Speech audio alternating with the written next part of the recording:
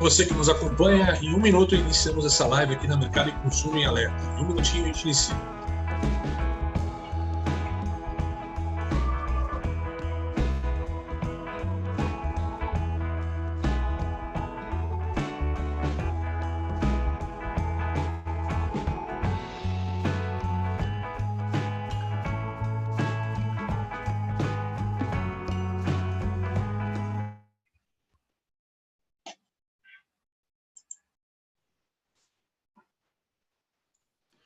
Muito bom dia para você que nos acompanha para mais uma edição da Mercado e Consumo em Alerta. E olha só, hoje a gente vai estar falando essa edição, o tema é 2020, o ano da transformação digital. Né? Primeiro, antes da gente iniciar o nosso webinar, para você que está chegando aqui, o pessoal que está chegando com a gente, queria fazer alguns anúncios, vocês viram ali enquanto a gente abria, né, sobre o Global, e queria convidar vocês a conhecer o Global Retail Show, plataforma de discussão e debate para fortalecer varejistas e empresas de consumo, com participantes de todos os continentes, discutindo e trocando em tempo real suas experiências, visões, aprendizados e melhores práticas. Olha como está bacana o Global, hein? O evento vai contar com mais de 150 horas de conteúdo organizado em 65 painéis e 19 trilhas de conhecimento. São mais de 270 palestrantes de 14 países, com uma curadoria compartilhada de profissionais de 12 países, tá? Nós estamos esperando para esse evento mais de 10 mil pessoas de todo o Brasil e a participação de pessoas de mais de 30 países, ou seja, um evento imperdível agora em setembro, tá?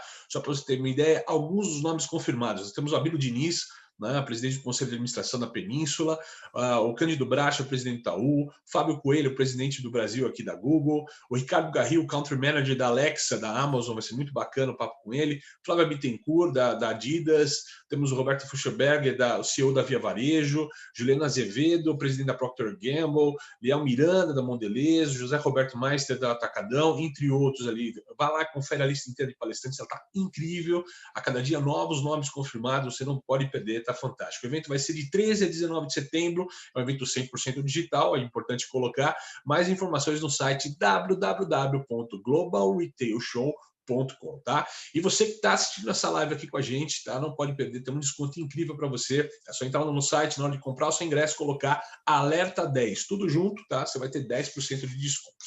Nós temos um agradecimento especial. Essa live de hoje é um oferecimento do nosso patrocinador DocuSign. Nós vamos falar um pouco sobre DocuSign para vocês ainda durante o debate e explicar um pouquinho como pode ajudar as empresas, né, de varejo a se digitalizar, se posicionar nessa transformação digital.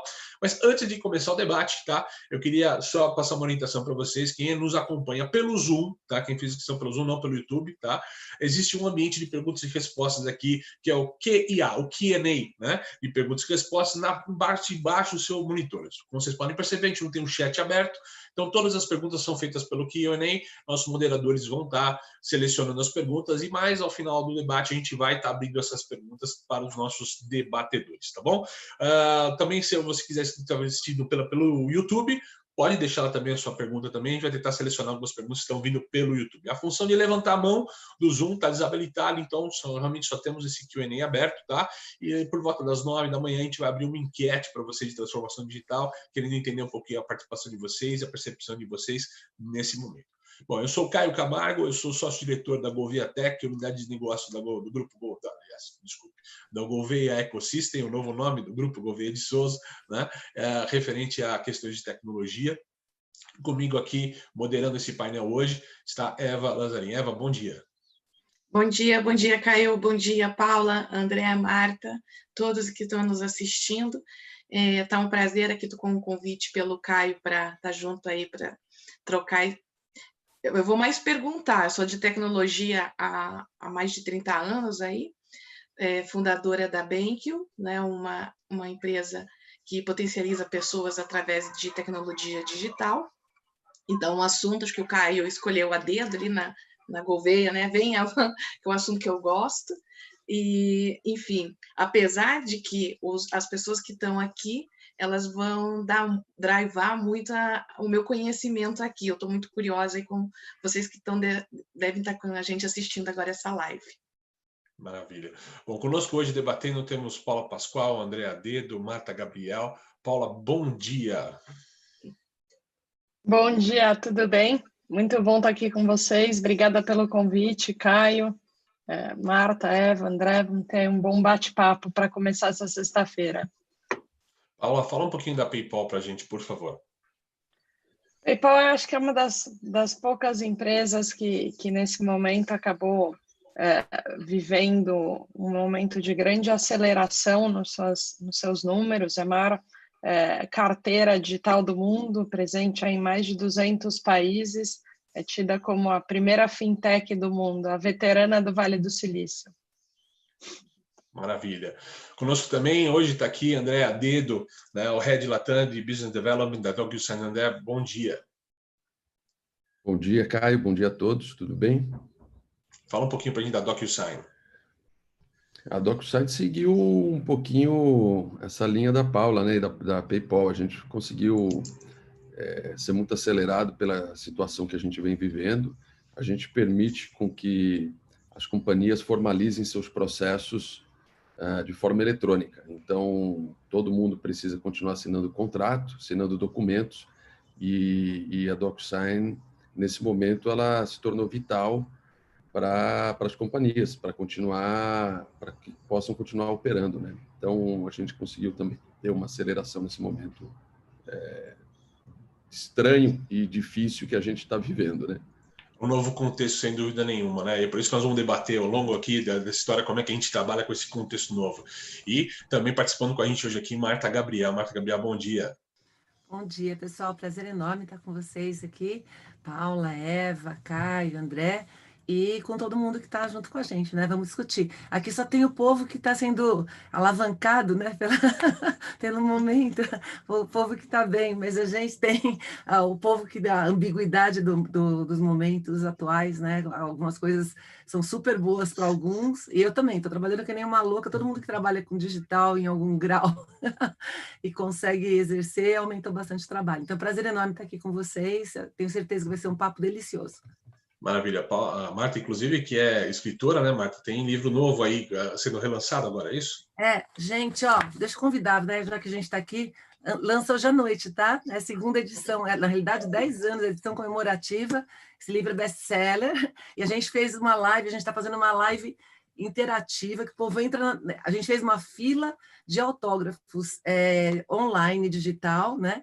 E as pessoas vão entrar na live com a gente para receber um abraço, e a gente criou um áudio autógrafo. Então, a gente fez um monte de inovação para simular um lançamento. Então, quem quiser, vai ser um prazer enorme, tá, gente? Por favor, venham. Viu só como legal, isso eu nunca tinha visto. Pois então, até nisso dá para a gente inovar, tá vendo só? Esse livro, quando eu lancei em 2010, foi o primeiro livro no Brasil a ter QR Code na capa. Eu já fazia um vídeo explicando, eu, autor, olha, esse livro tem isso, aquilo, aquele outro. E eu coloquei, ontem eu dei uma palestra, a gente estava em transformação digital, está todo mundo fazendo live, né? Ontem eu dei uma palestra para 11 mil professores num evento, e aí eu estava mostrando minha primeira live, sabe quanto que foi? 2007, no Second Life, dei uma palestra nos Estados Unidos, eu não pude ir, eles tinham aprovado já a minha palestra, e era sobre Second Life, eles falaram, vamos fazer no Second Life? Vamos. Eu fiz a palestra inteira no telefone, meu avatar, lá nos Estados Unidos. Falei, gente, live é coisa bem antiga. Exato. A gente só dá um nome bonito agora, né? Acho que está inovando no nome. Maravilha.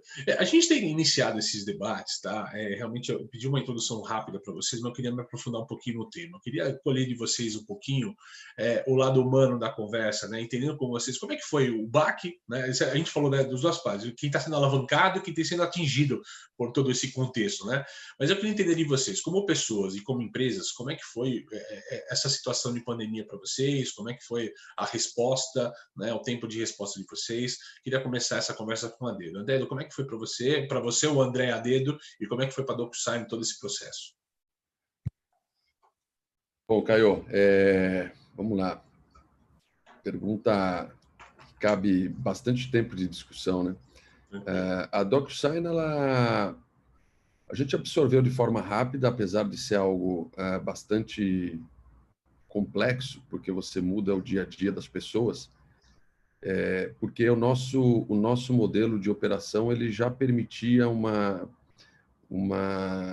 dia a dia remoto, tá? Se eu falar de mim mesmo, que cuido de América Latina, eu já estava aí 2, 3 dias por semana, bastante remoto, ficando em casa, porque boa parte do meu dia é eram com operações que estão fora do Brasil. Então, não fazia sentido eu ir até o escritório para eu entrar em call o dia todo com essa turma. Mas a gente tem uma gama grande de pessoas que viviam o seu dia a dia dentro do escritório, tá? Todos os dias, e que a gente precisou, de forma rápida, alocar todos eles em suas casas. Obviamente, a DocuSign, como uma companhia de tecnologia, também se beneficia de usar muita tecnologia em tudo. Então, a gente já tem sistemas e modelos que permitiam com que pessoas que estivessem em viagem ou não, o escritório fosse basicamente o seu computador. Então, a gente conseguiu essa parte operacional resolver de forma bastante rápida, mas fica o pedaço que você perde, né? A gente, como latino, a gente quer estar junto, quer estar no escritório. Né? Quer toque, né, cara? A gente é sinestésico. Você quer tomar o cafezinho com a turma, né? Você não quer ficar aqui sozinho, você quer ir até lá. E é muito diferente o dia a dia das pessoas, né? Tem gente que está passando por isso de forma lisa, né? Não está sentindo quase nada, está ótimo. E tem gente que não estava preparado para ter filho chorando em casa. Eu tenho 3 filhas, tá? Uma de 10, uma de 6, uma de 2. Então, daqui a pouco a de 2 aparece aqui, porque agora estou no você escritório precisa... por conta disso, tá? Então, e a gente se adaptou a isso, né? Tem gente que teve mais dificuldade, a gente vem tratando, e hoje, quando você pergunta, você já tem muita gente querendo que o escritório volte, né? Porque as crianças não estão indo para a escola, elas estão ficando o dia inteiro em casa, então os pais trabalham, você precisa se virar não é nem nos 30, né? Nos 3, para ver como é que você resolve tudo isso. Mas, de certa maneira, a gente conseguiu endereçar bem, tá? Conseguimos colocar todo mundo em casa, seguro, e a gente não tem uma previsão tão cedo de voltar, mesmo a gente fazendo o escritório novo, tá? Nós estamos fazendo a reforma, nós vamos mudar, estamos investindo horrores, e já vai ser um escritório que vai ser lançado fechado, né? A gente não volta para ele tão cedo, mas a gente conseguiu se arrumar. E do lado pessoal, eu posso dizer que é isso que eu te comentei. Daqui a pouco aparece minha baixinha aqui, vai subir no meu colo, não tem como dizer não, entendeu? E que hoje é completamente normal quando acontece isso. Acho que já caiu. Normal. Maravilha. Normal. A gente já está bem acostumado. Ela entra em boa parte das minhas reuniões. Já tá até começando daqui a pouco a pôr no PowerPoint assim do lado para ajudar a fazer o Excel, PowerPoint. A turma já pergunta: a assistente está chegando? Porque faz parte, você não consegue resolver tudo, né? Você precisa adaptar algumas coisas, mas a gente conseguiu fazer isso bem. Perfeito. Paula, e para você, como é que foi para a Paula, né? E como é que foi para a PayPal todo esse momento? Eu me reconheci bastante nas palavras do Adedo, acho que aqui é muito parecido. Eu, pessoalmente, gosto de trabalhar em casa, já trabalhava há alguns dias, eu trabalho com um fuso horário muitas vezes bastante desafiador, a nossa região reporta para Singapura, então eu com essa coisa de trabalhar até muito mais tarde ou muito mais cedo, algumas vezes na semana eu já ficava, mas o que a gente está vivendo não é um trabalho, não é um home office, é um trabalho remoto em pandemia. E aí é completamente diferente. Então, assim, as crianças em casa, que também, o meu escritório acabei montando num corredor, então passa gente o tempo inteiro, sempre tem uma reclamando aqui, a outra gritando ali, mas a gente acostuma, assim. Eu pessoalmente, eu tô tendo uma quarentena muito boa, assim, tô tendo uma oportunidade na minha vida pessoal que eu jamais teria, assim, sem viagem, em casa o tempo inteiro, me adaptando, conhecendo coisas que talvez eu não conhecesse. Mas o que a gente está vivendo, acho que nenhum dos mais criativos dos cineastas poderia imaginar. Nos impactou em todos os países, em todos os níveis sociais, muito além do que poderia se esperar. Então, tem sim um impacto. Como empresa, uma empresa também de tecnologia, uma empresa que já tinha uma cultura de home office muito forte. Então, para a gente, desde o início de março, a adaptação na maioria das áreas foi muito fácil. Mesmo a área de call center, a gente, em poucos dias, eu consegui ter 100% do time remoto. A gente está nessa situação desde o dia 18, 19 de março. Não devemos voltar tão cedo, a gente não tem ainda previsão clara, mas com certeza não será antes de 2021. O que a gente, como empresa, tem feito são pesquisas frequentes de clima para entender como é que como é que os colaboradores estão se sentindo, como é que estão reagindo, como é que a gente apoia de diferentes formas. E aí eu tenho de tudo, eu tenho as pessoas que estão desesperadas para voltar, que eu preciso daquela rotina, eu tenho quem amou trabalhar de casa, então acho que o desafio é, a partir do momento em que a gente começar a repopular os escritórios, qual é o equilíbrio, qual é o novo modelo de trabalhar, porque eu acho que esse momento em casa nos traz flexibilidade, nos traz algumas oportunidades, mas eu sinto que agora, no 5º mês desse trabalho remoto, a gente queimou muito dessa gasolina. As pessoas, como a Dedo falou, elas querem aquele momento do cafezinho, aquele abraço, aquele olho no olho, sem ser através da tela. E acho que os times no PayPal estão crescendo, a nossa operação, a gente está contratando. Então, quando vem uma pessoa nova, eu nunca vi alguns dos nossos funcionários. Em algum momento, essa conexão ela faz falta. Mas, dado o cenário, a gente se adaptou muito bem, a gente tem conseguido, em algumas áreas, inclusive, enxergar um aumento de produtividade, e acho que daqui para frente o que a gente tem é muito aprendizado, assim, muitas áreas, inclusive eu consegui nesse momento me conectar ainda mais com o meu time, a gente faz um checkpoint ali rapidinho, 2, 3 vezes por semana, eu tenho funcionário que fala, nossa, eu vejo mais o meu time hoje do que eu via antes, então tem alguns bons aprendizados em termos de conexão e produtividade mesmo. Puta, eu preciso dessa reunião? Não, essa reunião dá para ser um e-mail, não precisa ser um call. Então, alguns paradigmas que foram quebrados que, sem dúvida, a gente leva daqui para frente. Maravilha. Marta, e como é que faz? Você como uma keynote, né? Não é nem palestra, mas uma keynote speaker, né? Super conhecida, super consagrada no mercado, professora, né? Então tem aula e tal.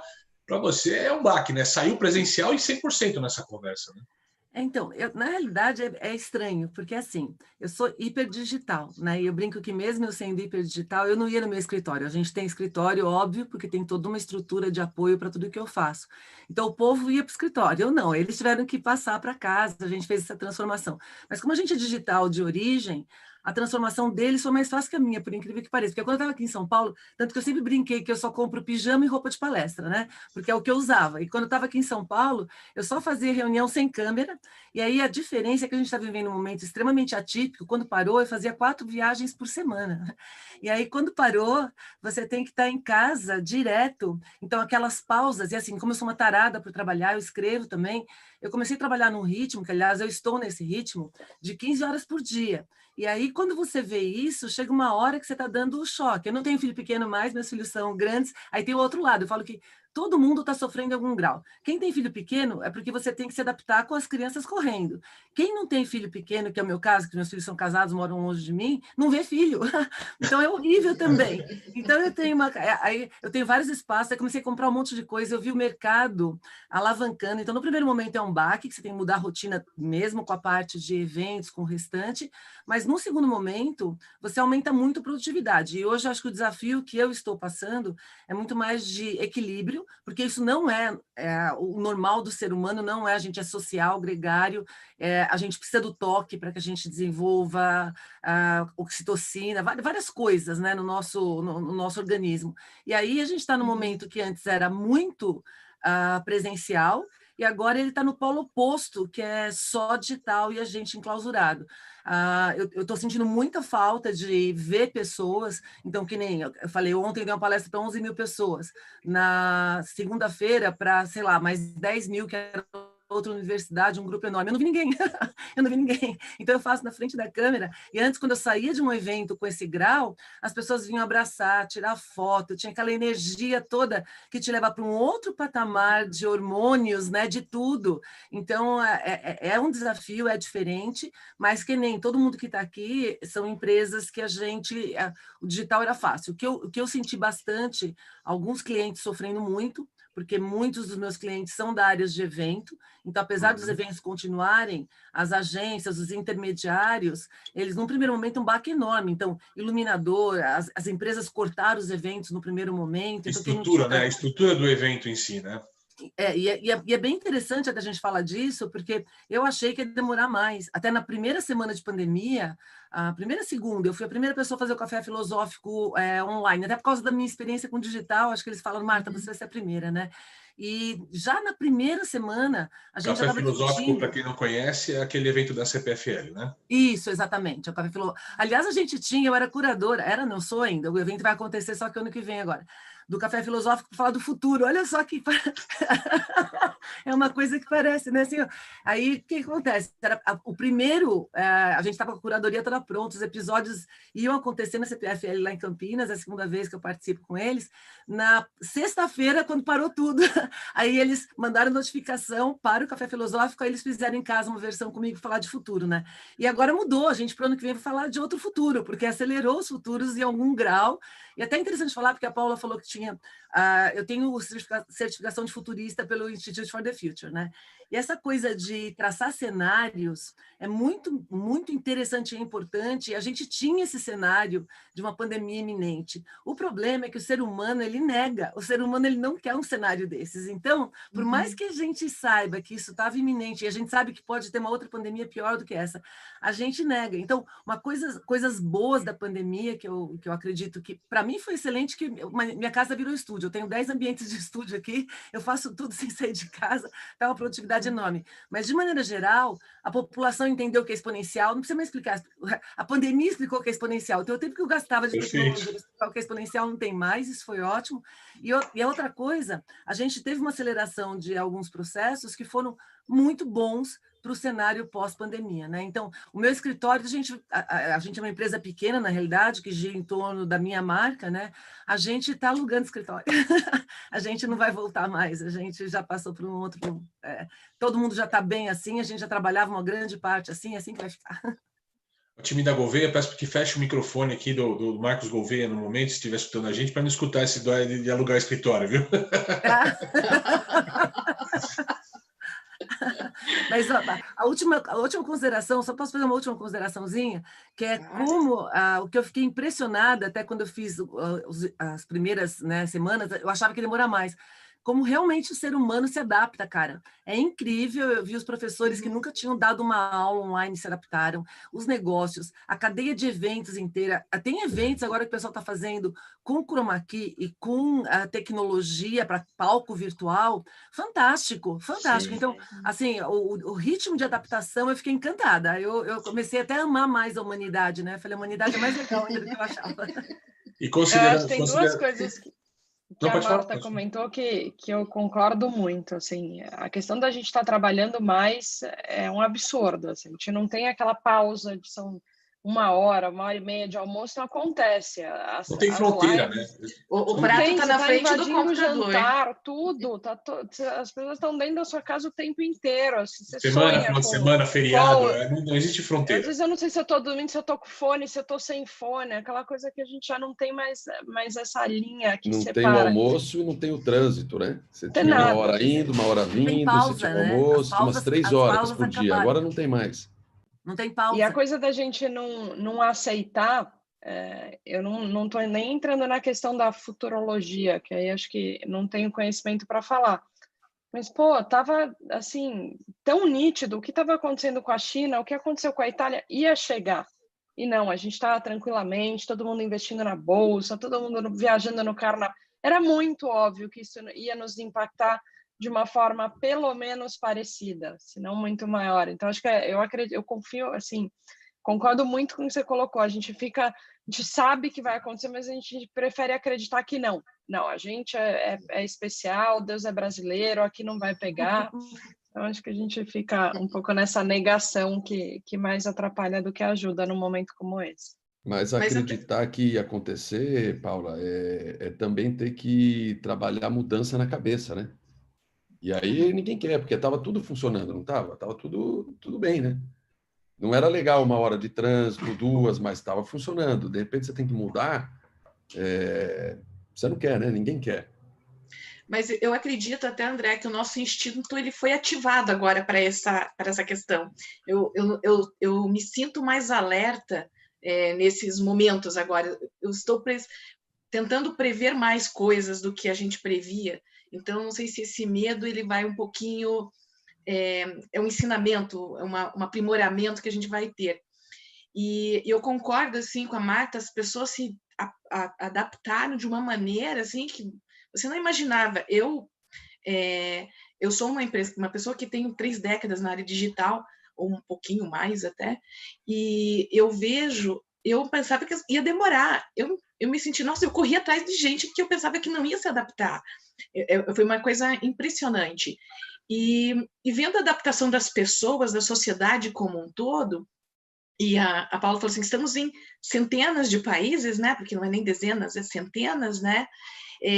Com essa aceleração do mundo digital, Paula, como é que foi assim a quebra de paradigmas? Porque a gente tem uma outra parte da sociedade que rege uma sociedade, que são governos, leis, regras, políticas, essa estrutura, fora a parte tecnológica e humana, como é que vocês se sentiram no apoio de países, de relações internacionais? Porque isso acho que ficou mais aflorado, né, nesse momento, né? Quando a gente fala de essa transfronteiriço, a gente tem sim muito aprendizado, e o que eu gostaria de comentar aqui é que o que a gente tem visto é um regulador, e no caso do PayPal como uma instituição de pagamentos regulada pelo Banco Central, é um regulador cada vez mais conectado com práticas globais e pró-competição e inovação. Então, mesmo em um cenário de pandemia, a gente tem ouvido falar e tem reforçado prazos de mudanças na nossa regulação, implementações, inovações sendo mantidas. Então, alguns exemplos, a questão de PIX.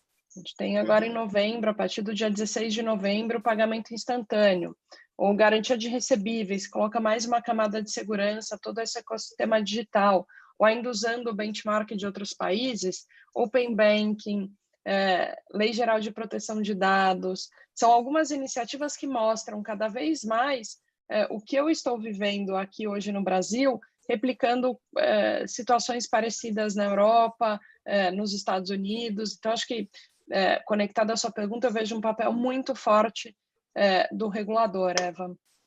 Como é que está só essa questão que você colocou do Pix, né? É um tema que a gente queria talvez entrar nessa história. Como é que isso vai transformar esse mercado, né, de meio de pagamento na visão de vocês, Paula?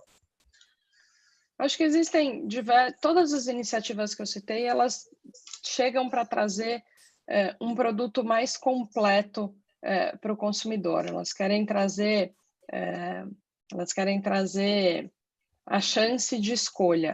Então, o Pix, em especial, ele vai permitir que o consumidor ele faça até de DOC 24 horas por dia, 7 dias por semana, independente do seu banco. Onde é que eu vejo o impacto, tentando traduzir para quem não é do mundo de pagamentos ou de tecnologia? O que isso muda?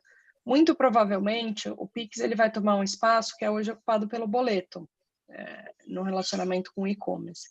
O boleto no Brasil, ele ainda tem 24%, 20% de todas as transações, dependendo do segmento. É muito alto quando eu penso que eu estou levando o cliente do mundo online para o mundo offline. Parece que ele está dando um passo para trás. Eu estou ali, eu estou tendo uma experiência totalmente digital, de repente eu tenho que imprimir um papel para ir pagar numa lotérica, num banco, esperar 2 a 3 dias para compensar, enquanto a loja segura aquele estoque. Isso deixa de existir com o Pix, eu passo a ter o pagamento instantâneo. Outro ponto que eu acho que tem muito espaço e a gente deve ver uma mudança radical é a questão da inclusão financeira. A gente tem no Brasil mais de 40 milhões de pessoas desbancarizadas. O que isso significa? São invisíveis aos grandes bancos, são invisíveis hoje ao acesso à tecnologia, ao acesso a aplicativos. Então, esse tipo de iniciativa cada vez mais visa incluir essa população para que a gente possa ter um mundo menos desigual, ter essa cada vez mais a democratização dos serviços financeiros. Maravilha. Depois eu quero entrar um pouquinho nesse tema com você, Paulo, dessa democratização no meio de pagamento e tal, mas eu queria isolar isso num tema fechado, um pouquinho mais para frente. Eu queria voltar para o Adedo agora, André, e o principal produto da DocuSign, de fato, é a assinatura digital, né? Eu queria primeiro entender o contexto aqui, tem uma pergunta, uma dúvida minha, né? Tive certificação digital, assinatura digital, né? Qual que é a diferença desses termos empregados hoje no mercado, né? E qual que é a valia dessa assinatura digital, né? A Paula acabou de falar da questão do papel, do boleto, e mudando, a gente está digitalizando tudo, né? Como é que esses processos digitais de assinatura, por exemplo, podem ajudar o varejista a ser mais produtivo? Tudo tem digital no nome, né? E aí acaba confundindo, né? Tudo é digital e eletrônico. Mas, do ponto de vista de assinatura de documentos, a gente tem dois tipos de assinatura, tá? Assinatura digital, que ela é realizada com um certificado digital, tá? O certificado digital, ele é emitido por uma autoridade certificadora, Serasa, CertSign, Valide, tem várias, tá? E depois você usa esse certificado digital, que é um token, ou você pode instalar no computador, para assinar um documento em alguma plataforma. Tá? E aí entra a DocuSign com a plataforma para você assinar esse documento. Quando você vai fazer uma formalização de um documento que não usa um certificado digital, a gente chama de assinatura eletrônica. Tá? Essa é a diferença de assinatura digital e assinatura eletrônica. A digital usa um certificado digital, e a eletrônica usa qualquer meio para autenticar uma pessoa. Então, hoje, quando você vai fazer um DOC, tá? A Paula estava falando sobre o meio de pagamento, quando você vai fazer uma TED, você precisa se autenticar. Então, você usa um usuário e senha num aplicativo do banco, e depois você usa um token, uma outra senha. Então, é um duplo fator de autenticação. Você está assinando um documento que autoriza a instituição financeira a pegar dinheiro da sua conta e colocar em outra conta. Mas você assina um documento.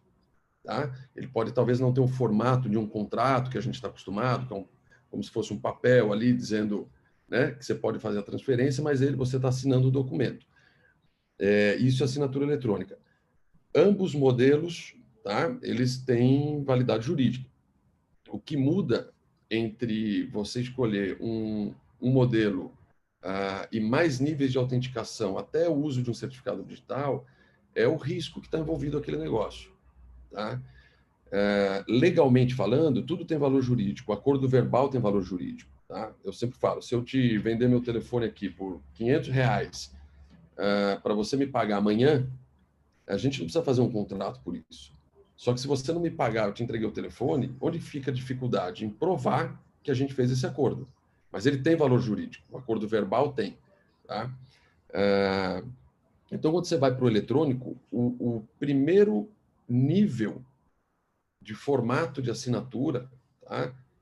O mais simples que tem, ele já te traz uma série de evidências ou elementos probatórios do que você teria já em papel. Então, o primeiro nível, ele já te garante isso. E quando a gente vai para o mundo eletrônico, toda a relação que acontece entre partes, usando meios eletrônicos ou digitais, toda aquela comunicação ela já fica gravada. Então, aquilo já serve como meio de prova. Então, estou te contando isso para dizer que, no fim do dia, todo negócio realizado dentro do mundo eletrônico, tá? Dentro do mundo digital, ele já te garante mais estrutura probatória do que qualquer coisa realizada em meio físico. Tá? Oi? Pode falar. Até complementando aqui, André, e acho que eu acho que a gente consegue puxar aqui até a Marta, aqui olhando para a parte tecnológica e envolvida tanto em marketing digital, né? A gente estava um pouquinho antes da conversa falando sobre você teve que inverter as suas prioridades e ir para o marketing digital, porque estou precisando falar mais com pessoas, né? Mas também tá por trás de estudos aí relativa à inteligência artificial e tudo mais. Como que você acredita que a tecnologia nesse momento, as coisas que estão chegando vão ajudar a confortar esse usuário a usar uma tecnologia que o Adedo está trazendo através da DocuSign, né, que é muito mais do que uma autenticação, né, Adedo? A gente estava... acho que vai dar tempo da gente conversar um pouquinho mais de serviço, de várias outras azeites que a tecnologia traz nos negócios, assim bem como o negócio da Paula. Dá uma visão para a gente como essa tecnologia vai deixar o usuário mais confortável, mais seguro disso. Você tem uma leitura disso nas discussões, nos trabalhos que você está fazendo junto com outros executivos? Sim, inclusive eu tenho feito muita palestra, inclusive fiz uma para a IBM até, com o pessoal de segurança, junto com o pessoal de segurança deles, porque o que está acontecendo? Quando você entra no cenário de crise, já aumenta a quantidade de pessoas que começam a ter que se virar de outras maneiras e fazer coisas ilícitas. Quando você está numa crise que coloca todo mundo em casa e aumenta de uma hora para outra tudo quanto é conexão digital de pessoas que estão desesperadas e não fizeram os protocolos de segurança, você começa a ter mais gente exposta. Então, o que aumentou para você ter ideia, eu já fui vítima de tentativa, e olha que eu me viro nos 30, né? De 3, 4 tentativas diretas comigo, inclusive passando por Instagram, dizendo que eu ia perder minha conta, e quando você entra, tipo, ó, você tem que entrar porque sua conta perdeu validade, não sei o que você vai olhar, o cara tá pedindo a senha do Gmail. Então, mas você tem toda uma cultura digital que você presta atenção naquilo.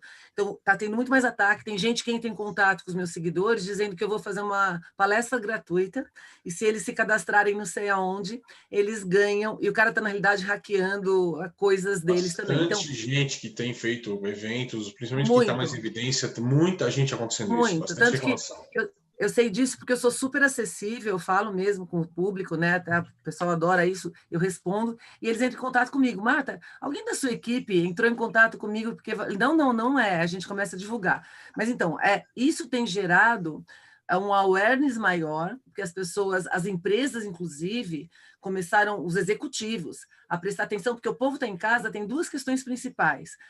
O povo está mais produtivo, porque as pessoas não param de trabalhar, foi aquilo que a gente falou, esse não é o problema. O problema é o equilíbrio das pessoas e a segurança, porque qualquer nó que dê problema, ele detona a empresa inteira, né? Então, se você entrar na cadeia e quem não estava preparado para o digital, veio para esse awareness. Então, por exemplo, eu já assino com assinatura digital há muito tempo, os meus clientes todos contratos digitais há muito tempo, etc. Depois da pandemia, isso cresceu para caramba, tanto que o Adedo pode completar e falar, muita gente que nem sabia o que era, 2 coisas, Zoom e certificação digital para assinatura ou contrato digital. Todo mundo aprendeu a assinar rapidinho, como é que faz, como é que não faz, e todo mundo foi atrás de soluções nesse cenário. Então, essa é a primeira coisa, o awareness. Uma das coisas que eu estudo crises, eu trabalho com tecnologia também há décadas, viu? Eu também sou engenheira de formação, então tecnologia está no meu sangue desde Ever. Meu pai também era da área de tecnologia, trabalhava com automação comercial nos anos 60, então tecnologia nem vai. E o que a gente percebe? Que com qualquer crise que venha na área tecnológica, ela gera um awareness, e as pessoas ficam com um residual muito bom. Então, o que a gente percebe? Que pós-pandemia, a gente tem muito mais pessoas preocupadas, e agora entra a parte da inteligência artificial. Num primeiro momento, qual foi a grande questão das empresas? Eu tenho que colocar o pessoal em casa e eu preciso vender. Então, marketing digital, por isso que a gente trocou a ordem dos livros, né? Eu dou aula de inteligência artificial, e o livro que ia sair agora, nesse primeiro semestre, que estava na finalização, era o de inteligência artificial para negócios, que é a área que eu atuo. E aí, o que aconteceu? Quando a gente viu, todo mundo começou a ter demanda para marketing digital, porque as empresas, desde a menorzinha até a maior, tinham que melhorar a estratégia. Aí a gente foi vai lançar o livro agora, a 2ª edição de marketing. Mas, num segundo momento, como é que eu faço para me proteger? Especialmente executivos e grandes corporações. Eu preciso de sistemas inteligentes, porque quem ataca já usa sistema inteligente. Então, a gente já vê isso acontecer com deepfake. Eu não sei se vocês viram agora com o OpenAI, ficou muito mais fácil você fazer várias coisas relacionadas com inteligência artificial. E simular rosto, simular voz, né? Simular pessoas. Teve um case famoso do Obama fazendo um discurso totalmente fake, isso, com palavras colocadas. Foi um TED, mas começou com uma pessoa usando filme pornográfico e colocou o rosto do filme de uma atriz. Isso. Da Mulher E aí Maravilha. e você não tem mais como fazer essa... Então, para você combater deepfake, tem que usar inteligência artificial. E os ataques, eu lembro que há uns anos atrás eu fiz um curso no MIT, e aí relacionado com inteligência artificial, e eu lembro que eles falavam que era o seguinte, eles tinham um sistema, lá tem uma quantidade gigante de pessoas, era o MIT Sloan e o MIT na parte de tecnologia, né? E aí eles estavam falando que tem uma quantidade de ataques gigante por dia, eu não lembro mais quanto que era, e o sistema inteligente, ele bloqueava uma grande parte, mas que a grande precisão que eles tinham era juntar ser humano com o sistema inteligente. Então, só o humano dava, sei lá, 80%, só o sistema dava lá 70%, os dois juntos davam 90% de realmente combater os ataques. A gente deve ver isso acontecer num grau muito maior. Então, que você trabalha com pessoas, com desenvolvimento de pessoas, tem sistemas hoje com inteligência artificial que analisam o tom da voz, né? O Cogito, por exemplo, analisa o tom da voz para ver se você tem que falar menor, e ele vira seu gestor, fala, olha, fala mais devagar, você fala muito rápido, ou então para essa pessoa pode falar com um tom mais assim. Então a gente começa a ver agora o awareness, porque as pessoas não sabem, mas elas já estão usando um monte de sistemas que usam machine learning por detrás já faz tempo, né? Então a gente já usa. Agora começa a demanda, na minha opinião, para você querer implementar no seu negócio num grau mais ativo, né? E não utilizar o que outras empresas oferecem. Então, mas o grande problema que eu vejo é muito executivo, não sabe o que é, tanto que já há 2, 3 anos eu tenho dado Day no Gartner, a DI do ano retrasado, para a IBM ano passado, para o pessoal da vários, sobre o que é inteligência artificial, porque o pessoal não sabe a diferença de machine learning com inteligência artificial, e aí para um executivo contratar, ele tem que entender o que é, tem que entender como que você faz esse Lego, tem que entender os níveis de segurança, quando você precisa fazer in-house, quando você tem que fazer fora, quando você pode usar cloud. E se não tivesse período de capacitação, a coisa não vai. E é muito engraçado também, porque eu brinco que, como que para os outros é história, para mim é memória, eu lembro quando começou a internet, era a mesma coisa, as pessoas não sabiam que era internet, e aí não sabiam o que contratar, como contratar, o que fazer, onde que dão as vantagens. Então, isso faz parte da história da humanidade, né? A gente precisa passar por esse processo de cultura, adequação, ver onde que isso pega. Só que agora a urgência é maior porque a velocidade é mais rápida, né? Eu queria pegar esse tema exatamente da cultura digital que você começou a cavar aqui e abrir com a Paula essa conversa, né? A gente tem muito esse desafio do digital e esse problema de sair contratando o que é digital, né? E eu até vi uma frase, né? Não sei de quem é a origem dela, estava colocada como post e tal, né? Que carro velho com roda nova não quer dizer nada. Né? Então a gente está fazendo, a maioria das empresas está fazendo isso. Tem um carro velho, bota a roda nova e acha que está inovando na história toda. Né? E assim, como é que a gente cria? Né? Primeiro eu queria saber de vocês o que é ter cultura digital, na opinião de vocês, na visão de vocês, e como é que a gente cria um modelo de transformação contínua. Né? A Marta colocou bacana essa questão do exponencial, né? E eu até escutei algumas coisas que a Marta falou em alguns webinars e tudo mais, sobre nós temos um momento de cada vez mais transformação em um ritmo exponencial, mas a nossa fase, nosso nível de acompanhamento ele é linear, ele não tem acompanhado o mesmo ritmo nessa história toda, né? Então, o que é cultura digital para vocês, como essência, e, de fato, como é que a gente consegue estabelecer uma cultura digital dentro da empresa? Começando com você, Paula. Tá bom, eu não quero te atrapalhar, mas eu vou voltar um pouco só na questão da fraude, que também muito do PayPal... Eu queria puxar você para esse assunto também, ia fazer um gancho. Mas eu falo da fraude, depois eu falo um pouco da cultura de inovação, do digital. Vou tentar ser bem rápida aqui.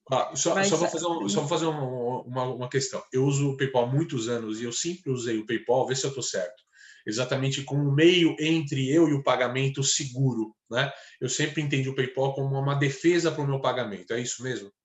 Se não chegar o produto, parece que não vai sair o dinheiro da conta, né? Eu tenho essa sensação. Mesmo. Se chegar, comprei uma capa de celular azul, chegou vermelha, também quem te protege é o PayPal. E mais do que isso, mais do que garantir que chega ou não chega, tem um ponto que é muito relevante, que a gente agora acho que está se tornando um pouco mais consciente, que é para onde vai o número do seu cartão de crédito? Porque, eu quando eu vou comprar num site que eu não conheço e eu compro através do PayPal, o número do meu cartão ele fica com o PayPal. O PayPal vai falar para o site, essa compra da Paula é boa ou é ruim? É risco ou não é risco? Tem limite ou não tem?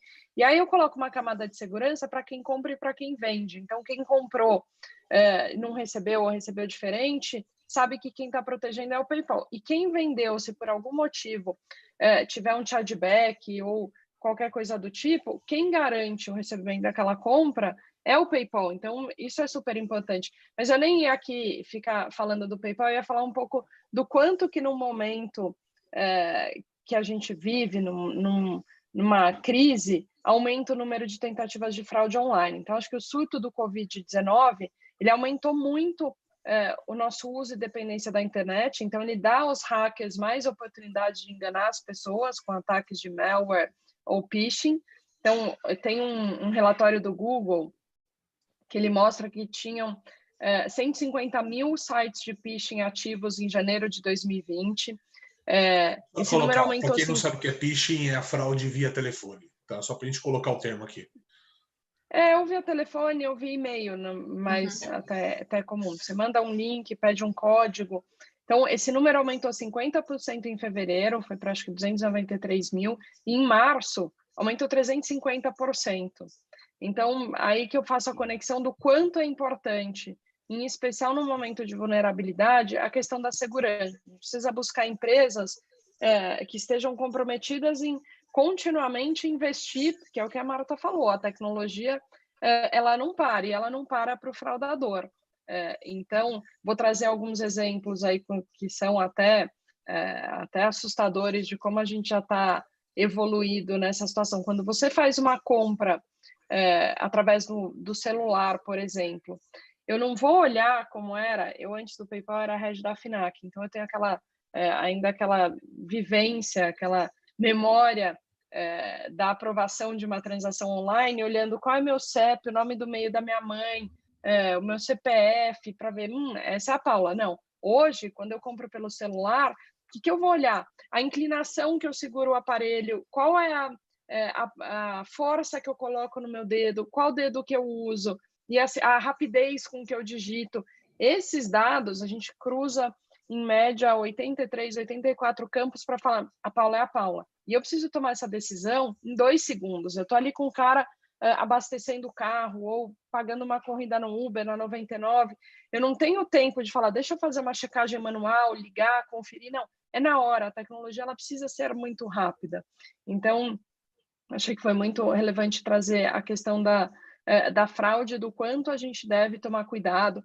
E aqui eu vou falar, a gente às vezes, para simplificar, coloca a mesma senha em todos os sites que eu frequento da internet. Ali num site de fofoca que eu acesso, na lojinha da esquina, e coloco a mesma na carteira digital. Não faça isso. Não use a mesma senha que você usa em sites por aí, dentro de um site que tem informações financeiras suas. Por quê?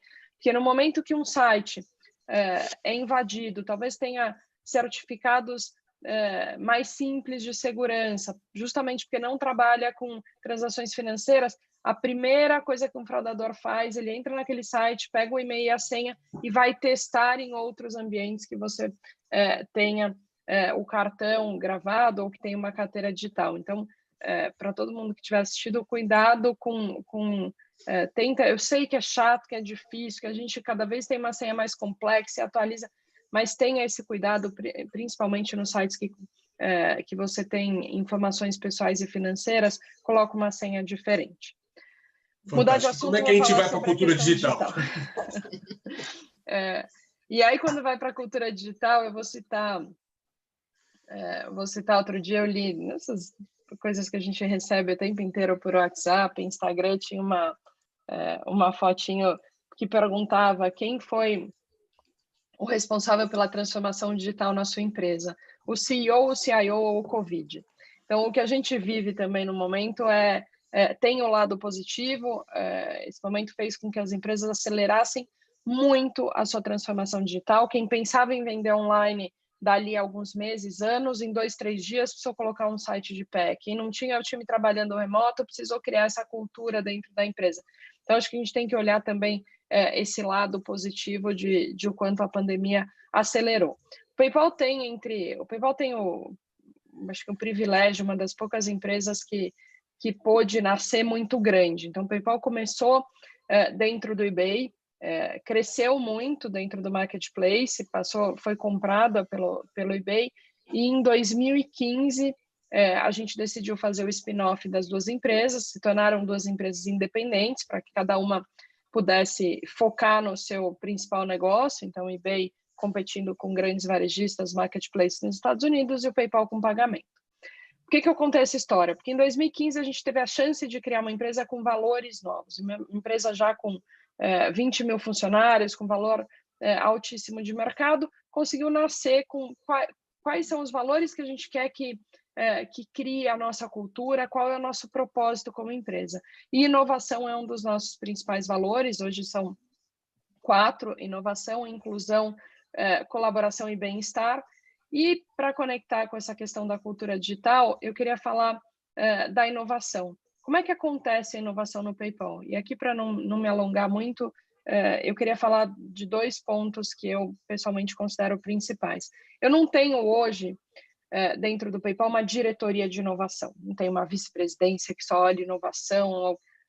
A gente tem muito forte na nossa cultura a responsabilidade de inovação em todos os funcionários. Eu tenho o estagiário que faz um processo sendo sempre desafiado a inovar aquele processo. Meu time de vendas que está na rua sempre sendo desafiado, ou agora não está mais na rua, que está no Teams, que está no Zoom, sendo inovado a fazer aquela venda de forma melhor. Quais são os benchmarks que a gente usa? Qual é o exemplo local? Como é que a gente se reinventa em todos os níveis? Isso, na minha opinião, faz com que a inovação seja uma responsabilidade de todos e fique mais viva no nosso dia a dia. E um outro ponto que acho que é muito importante é o apetite para lidar bem com o erro. A inovação, ela automaticamente nos expõe a errar, a acertar, a corrigir. Então, eu acho que é muito importante quando a gente fala...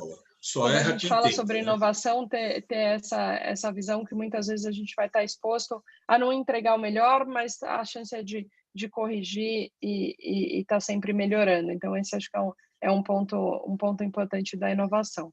Desculpa, acabei tendo aqui uma resposta super longa. Não, mas foi ótimo. Dá um gancho, dá um super gancho. Eu queria, eu sei se dá tempo aqui, Caio, de fazer uma conexão aqui com a Dedo, que a gente passou por a alavancagem, passou por tecnologia, passou por segurança, né? Foi na cultura, e a gente, dentro da cultura, você falou em inovação, né, Paula? E o André, ele está com um produto que a gente olha, assinatura digital, mas é um produto que ele está com uma alta inovação. E eu queria que você puxasse para a gente, André, um pouquinho dessa inovação que está vindo, né? Que é se estender a garantias, trazer operações mais leves, né? A gente estava batendo um papo sobre isso. No tema inovação, como que a DocuSign está trazendo isso para as pessoas na ponta, né? Não só falando de dentro da DocuSign, mas nas coisas novas que estão surgindo nos serviços digitais, que transcendem a assinatura também, que margeia um pouco de segurança, tecnologia. A DocuSign nessa linha, ela tem... a gente conhece a DocuSign muito pela assinatura eletrônica, tá? Mas a gente tem uma suíte com 12 produtos, 13 produtos, porque, na verdade, o end-to-end, de ponta a ponta do processo de assinatura de um documento, na verdade, ele nasce no documento. O documento ele precisa nascer antes, né? Onde ali as pessoas criam as cláusulas, constroem um documento, tem um processo colaborativo, a gente tem um produto para isso que chama CLM, e nesse produto você consegue ter várias pessoas interagindo, construindo esse documento. Uma vez que você gerou um documento, ele vai para o processo de assinatura em si, onde você substitui uma série de processos físicos, né? A impressão, o manuseio, o transporte, colher as assinaturas, voltar, escanear, etc. E depois que você assina o documento, você tem uma série de desdobramentos dentro da companhia, né? Assim como, por exemplo, assinou o contrato, você vai faturar esse cliente, você tem um processo de pagamento, você tem um processo de alocação de equipes, você tem um processo dentro do nosso cliente. Então, a gente, por exemplo, trouxe para dentro do contrato um meio de pagamento, onde o cliente, uma vez que ele pagou, automaticamente é feito, uma vez que ele assinou, é feito automaticamente o pagamento do processo, sem abrir um gateway de pagamento, um novo gateway de pagamento, enfim. Existem vários processos de inovação que vão permitir, já permitem hoje, na verdade, que a empresa, ela automatize, ela transforme tudo de maneira eletrônica, desde a hora que ele está construindo o documento, até o dia em que ele vai fazer gestão desse documento. Então, existe um caminho longo aqui, a gente estava falando muito de assinatura, mas a gente tem uma suíte de produtos que permite toda essa ponta, né? Agora, vinculando tudo isso à cultura digital, essa mudança toda, a minha visão é que, assim, pessoalmente, todo mundo já mudou. Não tem ninguém hoje no planeta que não tenha um troço desse aqui na mão. Tá? Ele já mudou. O que ele precisa agora é aceitar uma série de processos que ele só aceita para o site de fofoca e para o Facebook, para o que é social, mas ele precisa começar a levar isso para o processo de negócio, né?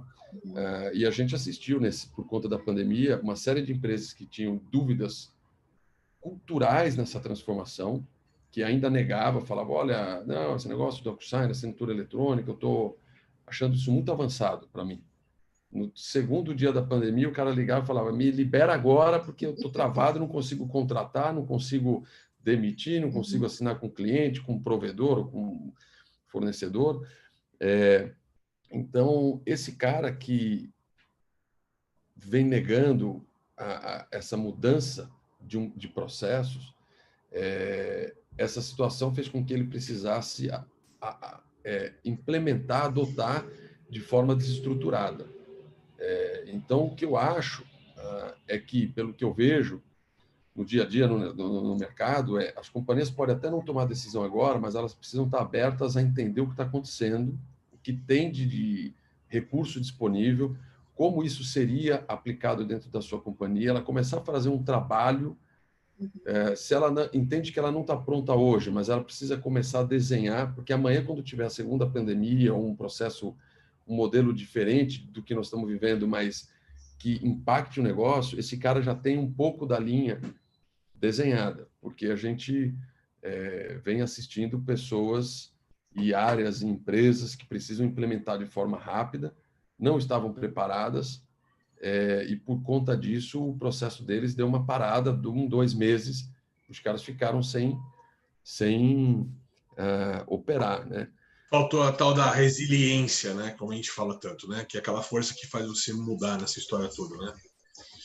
Falta ele acreditar que isso é possível, mesmo ele não querendo fazer agora, mas ele precisa começar a estar preparado e ter equipes com a cabeça nesse novo ambiente, né? Perfeito. E eu queria destacar uma frase que eu vi da Marta também, que eu achei muito bacana, Marta.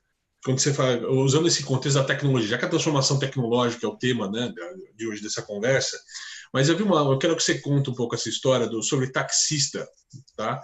Que é a questão, exatamente, né? Que uma pessoa medíocre com tecnologia, hoje ela consegue ter mais produtividade do que o melhor especialista do mundo sobre aquele assunto, né?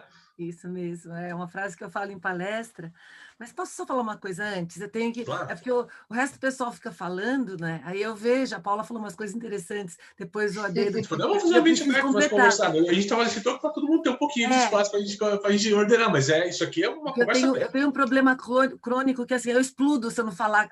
Aquela coisa que fica ali, né? Eu preciso falar porque é bem legal. Então, uma das coisas que eu vou falar na ordem, né? Que a Paula falou do DNA da inovação. É exatamente isso, é construir o DNA. Ela construiu lá atrás, e isso de não ter um departamento de inovação é sensacional, porque a gente viu quando a onda no mundo era qualidade total, tinha um departamento para disseminar isso, mas depois todo mundo tem que pensar em qualidade total, isso tem que estar no DNA e não tem que ter departamento. Inovação é igual. Inicialmente, para quem não tem, é que o PayPal nasce já com inovação, né? É uma empresa que ela não é uma empresa tradicional que virou uma empresa inovadora. E aí, quando você pega nas empresas tradicionais, o departamento de inovação era só para instigar. Depois, cara, tem que ser todo mundo com um DNA inovador. E aí, quando eu tenho que fazer um agradecimento aqui, na realidade, para o Adedo, que eu recebi um livro sensacional da DocuSign sobre os documentos que mudaram o mundo. E nessa loucura que eu falei que estou trabalhando 15 horas por dia, eu não consegui ainda ver, mas eu estou desesperada para ver, que é bem legal, documentos que fizeram mudança na história e de inovação. Então, fica meu agradecimento aqui. E vou fazer um gancho também com o que o Adedo falou, quando a gente fala de essa mudança que aconteceu e da resiliência que estavam falando, e começar a fazer, né? Então, o MIT tem um estudo super interessante de 2 anos atrás que eles falam o seguinte, MIT Sloan, que empresas que estão nos estágios iniciais de transformação digital, elas pensam só em instrumentalização. As empresas maduras, elas pensam em solução de problemas. Então, para mim, a cultura digital é quando você está nesse estágio de solução de problemas. O foco é no problema e não na tecnologia. Tanto que, às vezes, a gente tem que dar um passo atrás na tecnologia para priorizar o problema. E aí eu vou dar um exemplo que não sei se está acontecendo com vocês, mas ontem eu até estava conversando com a Beth rapidinho, fazendo alinhamento aqui, a Beth Furtado, que eu estou sobrecarregada de WhatsApp. O WhatsApp é o capeta. Então, é uma tecnologia ineficiente digital, que para o cenário atual, a gente não tem tracking adequado. E, às vezes, você tem que voltar atrás e ligar para uma pessoa para poder fazer alguma coisa que seja eficiente, em vez de ficar aquela coisa fragmentada. Tenta acompanhar a notícia pelo Telegram, né? Tenta pelo Telegram também, é impossível. Também, cara. não, Telegram, WhatsApp e e-mail. Cara, não são tecnologias para a explosão que a gente tem de conteúdo atual, e elas são buracos negros. Elas chupam a mensagem para baixo e você tem que fazer uma gestão impossível. Então, a mesma tecnologia que cria esse caos, a gente tem que ter tecnologias que ajudam a gente a sair desse caos, né? E aí vem a questão do... Eu só vou falar um pouquinho da resiliência, um segundinho, porque emenda também com o que o Adedo falou. Esse caminho do que a gente está falando do MIT, de instrumentalização, e aí eu começar a perceber que não é só aquela ferramenta, mas eu tenho que ter uma mentalidade maior nesse contexto. O Alan Turing, eu amo o Alan Turing, cara. Para mim, assim, ele é o cara, né? A gente só tem computador por causa dele, um cara injustiçado, brilhante, brilhante, brilhante, o cara mais brilhante do século passado. E ele falava, nos anos 50, tudo de inteligência artificial que a gente tem agora, o Alan Turing já tinha figured out lá atrás, né? E uma das coisas que ele falava, que eu acho que é a frase da transformação digital e do movimento ágil, ele falava o seguinte: eu não consigo prever o mundo ou o que vai acontecer daqui a 50 anos, mas eu consigo saber muito do que eu tenho que fazer agora para dar o próximo passo. Isso é agile, isso é transformação digital. Então, a maior parte das empresas não vão conseguir no ambiente complexo, a complexidade é altíssima, não dá para você fazer um plano e tudo quanto é departamento se transformar ao mesmo tempo, não dá. Então, a gente acaba tendo que fazer o quê? Todos nós aqui. Dar o primeiro passo. A gente tem muita de lição de casa para dar um primeiro passo, que a gente sabe que tem que fazer. Aí, daquele primeiro passo, a gente vê o segundo passo da escada, e o terceiro, que nem quando a gente está numa estrada com neblina. E aí, a gente chega lá. Tanto que eu falo que o primeiro cara ágil da história da humanidade é o Alan Turing, fica minha homenagem aqui para ele, porque eu adoro ele. E aí, voltando para a frase, o que acontece? O que eu falo muito em palestra? Porque as pessoas, às vezes, não têm noção o ritmo que a gente está de desenvolvimento tecnológico. Mesmo com a pandemia, o povo se conectou, e tem uma coisa que eu falo que é assim, você está conectado, não significa automaticamente conectar tudo, que tudo ficou inteligente. Não fica inteligente, fica caótico, né? Você fica mais vulnerável. Você conectar tudo só dá possibilidade de você ficar inteligente. E a outra coisa é que quando você entrou na internet, ou sei lá, pessoas que entram online, elas não estão automaticamente digitais, elas têm que desenvolver a cultura, que foi o que a Dedo falou, que as pessoas sabem usar o WhatsApp, mas elas não sabem usar os processos, entender o que pode e o que não pode fazer. Então, essa frase que eu falo é assim, e as pessoas percebem rapidinho. Muita gente acha, não, eu sou bom pra caramba nisso, eu resolvo, não preciso da tecnologia, né? E aí, eu não sei se você sabe, mas em Londres, para você ser taxista, você precisa decorar o mapa da cidade, senão você não pode ser taxista em Londres. E isso era uma vantagem competitiva gigante, mundial, porque você chegava em Londres, o cara te levava para qualquer lugar, você falava o nome da rua, o cara te levava, não precisava gastar 2 segundos lá para consultar aqueles guias, etc. Né? Eu acho que o curso de taxista acho que leva 2 anos, tá? Acho que sim, são 2 porque imagina, anos. Cara, antes de 2 anos o cara não vira taxista. Ele não vira taxista. Como é que é? O táxi preto, né? Exatamente, insano. Não tinha noção disso, eu tô aprendendo agora. 2 anos. Nunca tinha ouvido incrível. falar. Antes, gente, antes eu olhava aquilo e falava assim, cara, como assim alguém consegue decorar todas as ruas de Londres, qual bairro? E o cara não passa na prova. Eu também não sabia disso. Se ele não souber isso. Eu também não sabia desse negócio, não. Difícil. Aí que tá a virada de chave. Mas conta para ele, mano. A virada de chave tá nessa história agora. Vamos lá. Então, aí, o que eu costumo falar, né? Quando se pegar hoje, né, e eu vou para Londres, eu conheço 3, 4 bairros em Londres, qualquer lugar que eu vou, eu fico... Aliás, eu amo digital, né? Porque eu coloco... Bom, depois eu falo disso. Aí, o que acontece? Antes eu vivia perdida, né? Tinha que... Bom, não importa. Aí, o que acontece? Eu chego em Londres, pega eu sou medíocre em Londres, tá?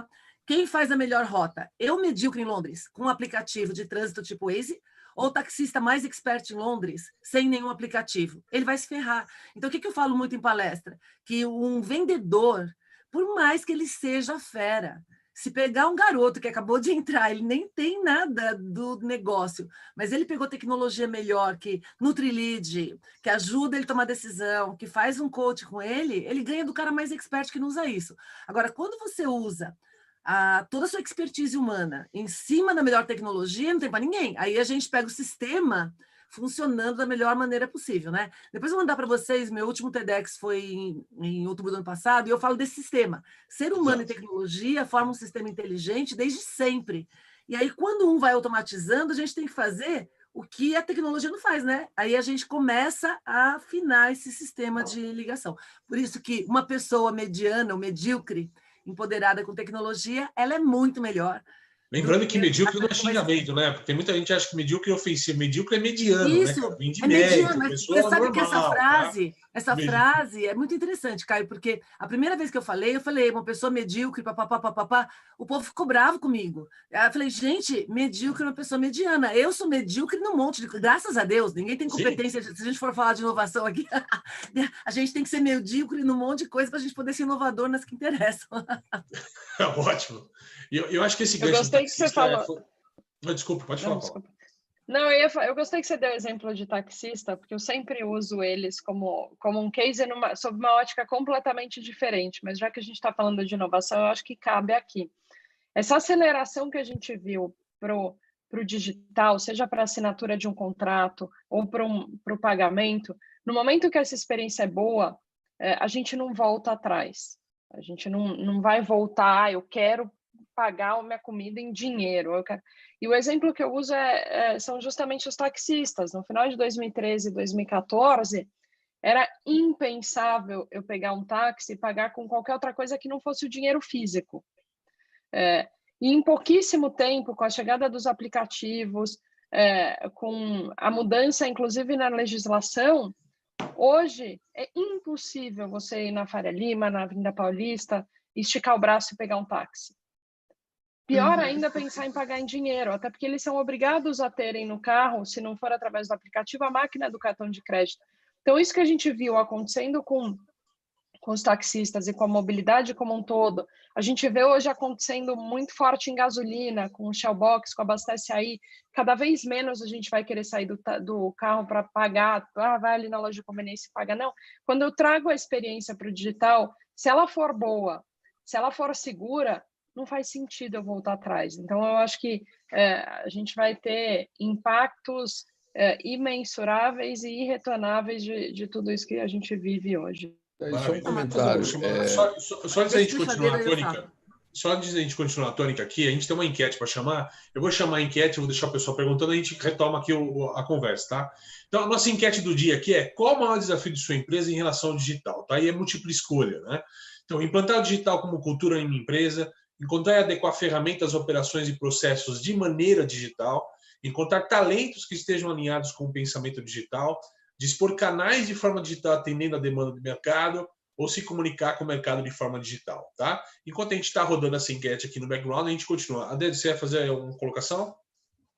Eu ia fazer um comentário. O comentário eu não acho que tecnologia, adoção de tecnologia, ela é opcional, não é se eles vão fazer, é só quando eles vão fazer. E o quando está vinculado se eles querem andar na frente ou se eles querem correr atrás. É só isso que muda. É tão simples para mim quanto isso, não tem nada mais em volta. Quando você quer estar na frente ou você quer estar atrás. Eu acho que a única coisa que muda na decisão de uma companhia, é óbvio que é mais complexo do que isso, mas no fim da linha é isso. Você quer estar atrás, espera mais 2 anos, você implementa um meio de pagamento que seja rápido, implementa a assinatura eletrônica, implementa outras soluções, etc. Se você quiser estar na frente, você precisa começar a implementar, acho que ontem, porque não sei nem se é possível, mas já está na frente se você ainda não implementou. Mas ainda tem um tempo, tá? Porque tem muita companhia, muita, um absurdo, que ainda não está ancorada, ainda não adotou na maioria dos seus processos. Mas, para mim, é só uma questão de onde eles querem estar, na frente ou atrás. Fora isso, a decisão ela é muito simples. E tem uma coisa, Isso mesmo. Não, desculpa, Marco, pode falar. Posso falar só uma coisinha? Porque Claro. quando a Paula está falando de experiência, é muito legal isso que ela falou, porque quando a gente percebe, isso desde o início da história da humanidade também, que a gente tem um resultado melhor, o ser humano não volta. E agora, por que eu estou trazendo isso que ela falou e fazendo a continuação? Uma das coisas que a pandemia trouxe, e esse cenário digital trouxe, ele estressou valores, estressou relacionamentos, ele estressou tudo, fez a gente questionar e analisar tudo que a gente fazia.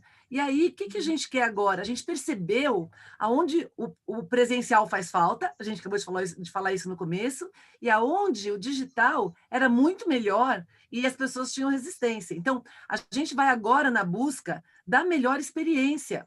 E aí, eu falo que não existe online e offline, existe o online, que é aquela que é melhor naquele momento. E você não vai querer a outra quando aquela é melhor, você acostuma com aquilo. E aí tem o outro lado da moeda, que quando a gente acostuma que a gente não quer voltar atrás, quando aquilo falta, é o capeta. Em 2013, eu dei uma palestra na Dinamarca, eu fui keynote de um evento grande lá de comunicação da Escandinávia, e é engraçado porque, assim, eu queria receber em dinheiro, em euros, e o cara olhou para mim com uma cara assim como assim? Não existe. Aí o táxi, eles estavam com uma pane na época, de digital naquele dia, ninguém conseguia pagar táxi, ninguém conseguia pagar nada, porque lá já não, o dinheiro físico já era, em 2013, eu estou falando, hein, cara, já era algo que você falava assim, não tem aonde.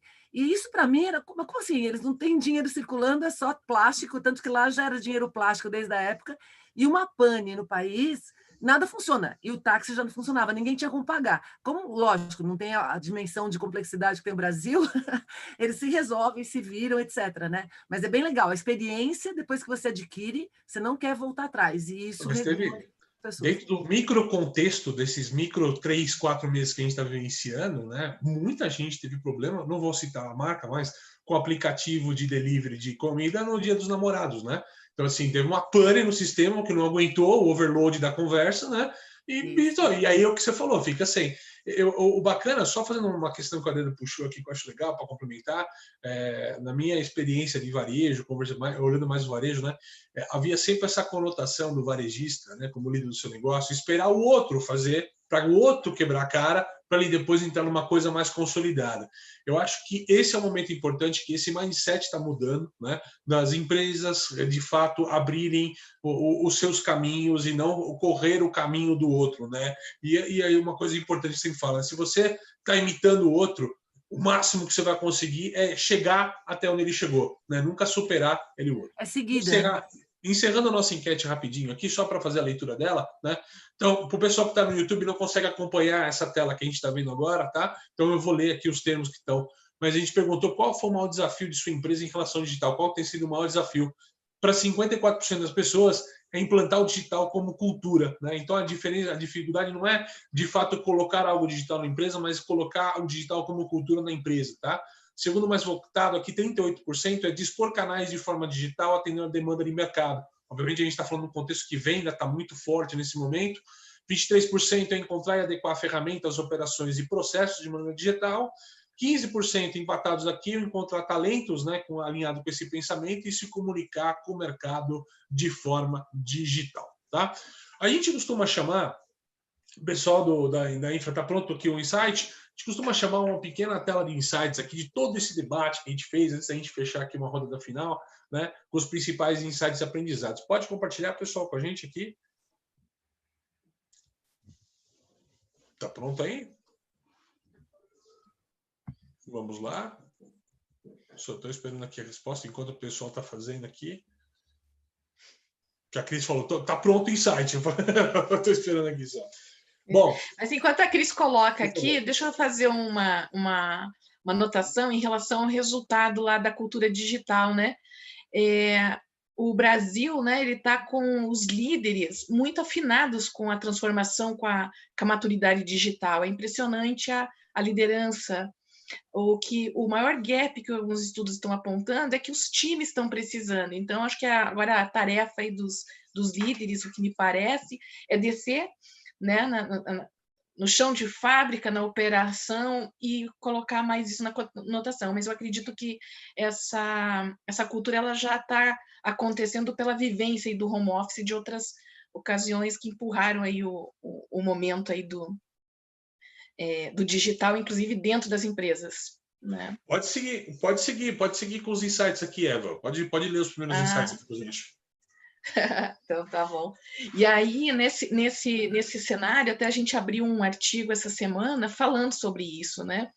E provavelmente, Caio, até fica a dica aí para o próximo digital, a gente até trabalhar em específico nessa questão da cultura digital, porque eu acho que é uma demanda de empresas digitais que elas não são assim tão fortes, acredito que para a Paula, para o André, até para a Bank,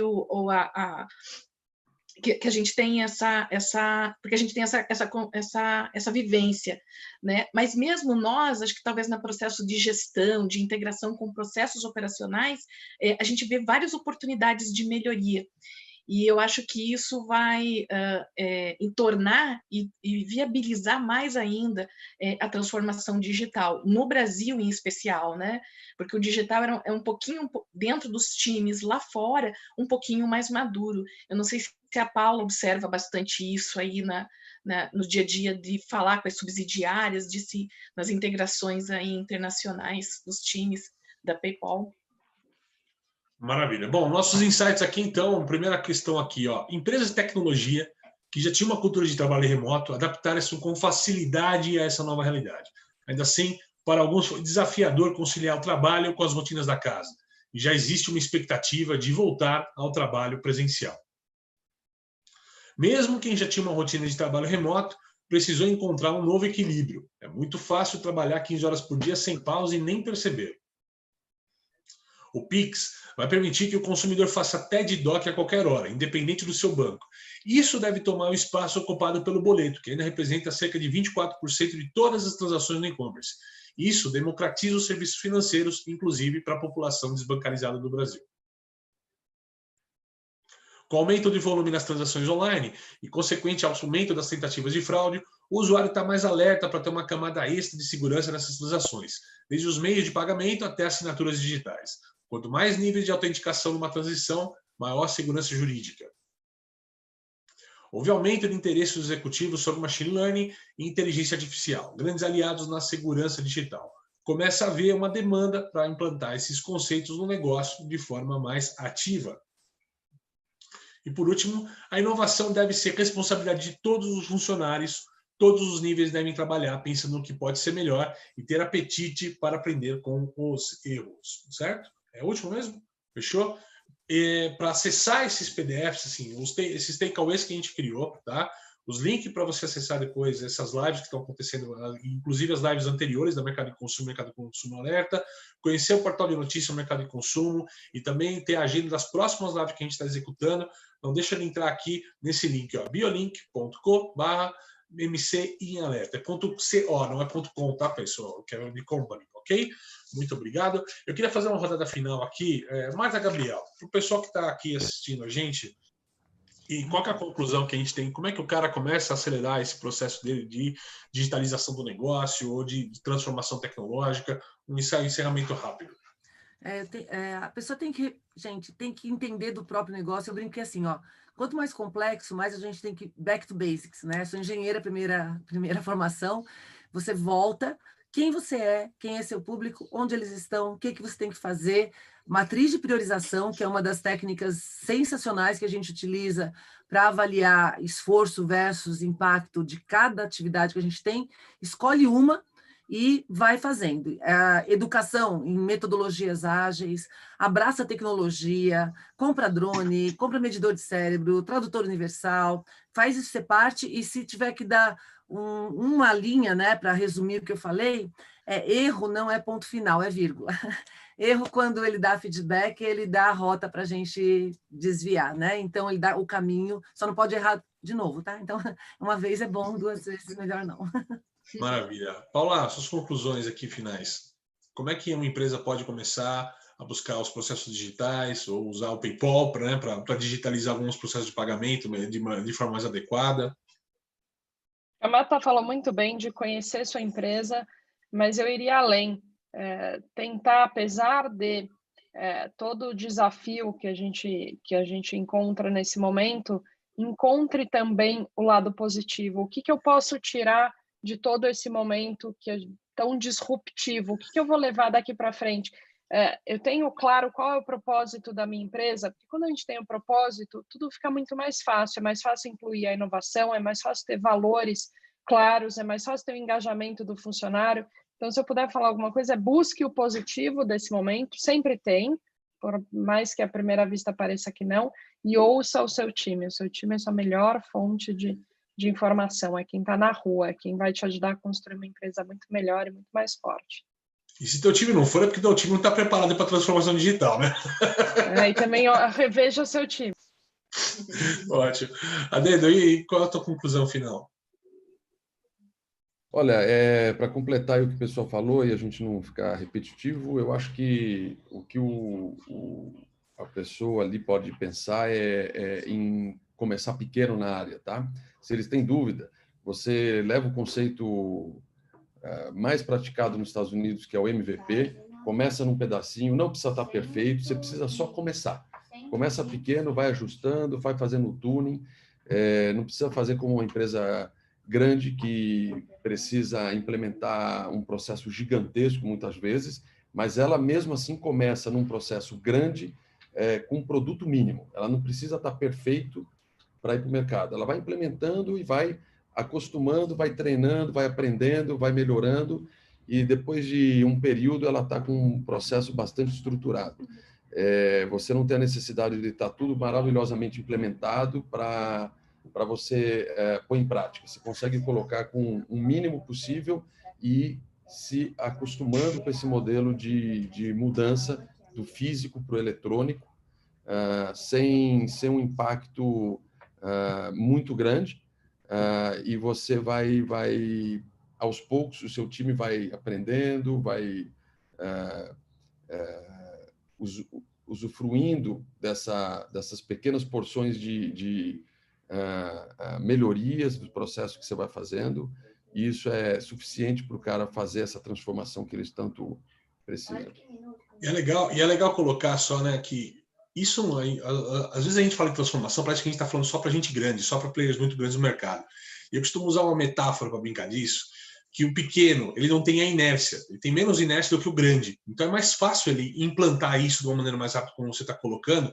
E só para ilustrar essa brincadeira, vamos supor o seguinte: você é dono de uma lojinha com meia dúzia de funcionário, amanhã você decide que todo mundo vai trabalhar fantasiado, entendeu?